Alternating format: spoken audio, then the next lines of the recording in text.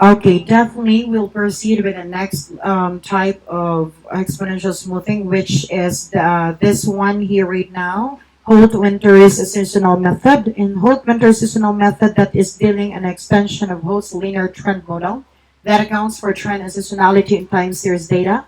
And this method is practical when data exhibits both long-term trend, upward or downward, and seasonal patterns. The fluctuations at regular intervals, such as monthly, there is quarterly or annual or whatsoever, also known as a triple exponential smoothing.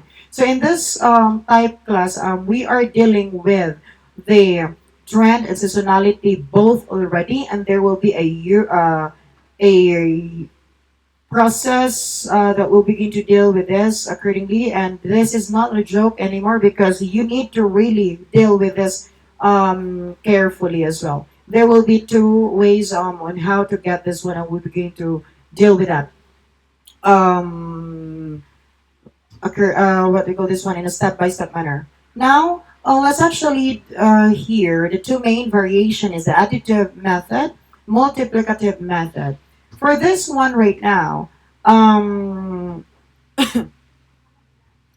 so additive method used when the seasonal variation are roughly constant over time. So we can use it, the additive method. And for multiplicative method, used when the seasonal variation change proportionally to the level of the series. So this is somewhat we will begin to identify that later on. In an additive model, the seasonal variation remain constant regardless of the overall level of the data. For example, if monthly sales increase by 100 units each year, so this increase is the same every year, regardless of the total sales value. So we can use additive um, in that values. And for multiplicative, the seasonal variation change in proportion. There is a fluctuations over time in proportion to the level of the data. For each instance, if sales in a particular month are 20% higher than the average every year, the increase will larger as the overall sales grow. So definitely that is in multiplicative method since the variation or they say the fluctuation is not the same over time. So the components that we're dealing here is actually the level, the trend, and seasonality. So representing the for the level represent the smooth value for the time series at time t, and for the trend represent the smooth rate of change in the series, and seasonal represent the seasonal variation at time t, and forecast represent the forecast value h periods in the future. So we will begin to deal with that accordingly in the next example as well, wherein for the additive Holt mentors, we're using this formula. I've actually made it simpler here, but I do have the other formula for that one. So I've actually made here, which is the alpha. You have to multiply that into the y current and minus the seasonality previous and plus 1 minus A, then L prev, then plus the T prev, then for the trend T, that is the beta times the L current and the previous of level, then plus 1 minus beta, then times to the T or the trend previously. And the seasonality will be the gamma times the data sent currently, then minus with the level currently, then plus with the 1 minus gamma times with the seasonality initialized. And forecast will be L current, the level currently, plus the H times the trend currently, and plus the seasonality initialized for each period.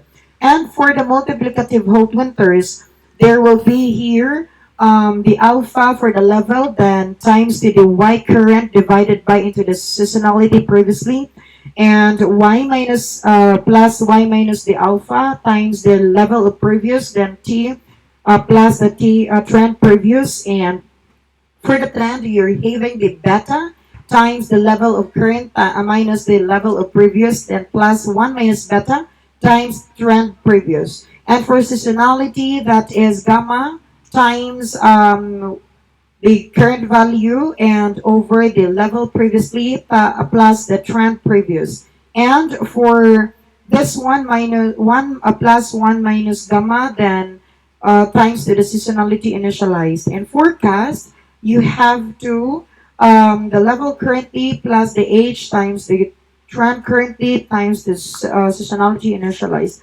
Whereas having here as well, this one, alpha times to the yt minus st minus m, then plus 1 minus a times lt minus 1, then t minus 1. For the trend, beta times the lt minus 1, then plus 1 minus beta times to the trend minus 1. Seasonality will be the gamma times yt minus lt plus 1 minus gamma times the seasonality t minus m. And lt plus h times t plus st, the current initialized value of the seasonality. And the same with the multiplicative, a times yt divided by st minus m, then plus 1 minus a times lt minus 1, then plus t minus 1. And for trend, beta times lt minus 1 plus 1 minus beta times the trend minus 1. For seasonality, that is gamma times yt over lt minus 1 plus the trend minus 1, and plus 1 minus gamma and times st minus m. And for forecast, lt then plus h times t then times the seasonality initialized. And where yt is equals to the actual value time t, and lt level at time t, then trend is a trend at time t, st is the seasonal component at time t, and M is the length of the season like for monthly data with yearly seasonality. M is equals 12. Alpha level smoothing constant between 0 and 1. Trend smoothing constant between 0 and 1. Seasonal smoothing constant between 0 and 1 as well. That is for the gamma. And steps that we're considering here is the initialization, smoothing constant, iteration, and forecasting. So for initialization, you have to initialize both trend, seasonality, and the trend levels, everything. Initialize the level can be average of the first few period. The initial trend can be estimated from the slope between the beginning and end of the first season. Initial component can be calculated by averaging the values for each season in the first period. We'll begin to deal with that, how to deal with the for that one later. For the alpha, beta, and gamma, control the sensitivity to recent changes in the level, trend, and seasonal component, respectively. They are the smoothing parameter that we are using. When we say lower value, give more weights to the past values which produce smoother forecasts. Higher values are more responsive to recent changes as well. For iteration, the smoothing equation update the level, trend, and seasonal components at each time t, trend and seasonal components at each time step. And for the forecasting to forecast age periods into the future, combine the level, trend, and seasonal components appropriately. So for the initializing class, this will be the thing that we'll be going to base level, initialized level, trend, and seasonal components. Level is average of all demand, and trend difference between each consecutive pair of period, then average them, or take the average of the first and second half, then subtract the first half from the second half and divide by the number of period between the center points of those half.